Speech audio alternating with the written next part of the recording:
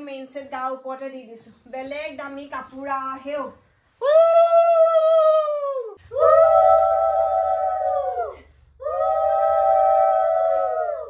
এইবোৰ বহুত দামী দামী কাপোৰ আকৌ দেই কাপোৰ কিন্তু ভালকে ৰাখিবা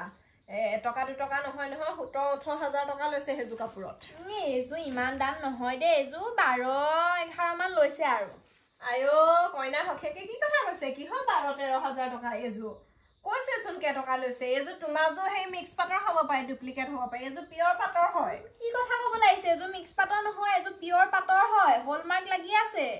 ও মা শুনিছে নাই কাপোৰত বুলে হলমার্ক থাকে আজিহে শুনিছো দেই আমি হুনত থাকে বুলিহে গম পাও ওই হলমার্ক নহয় সিল্ক মার্ক মই এক খঙতে ওলাই গৈছে যিখনে কথা কৈছে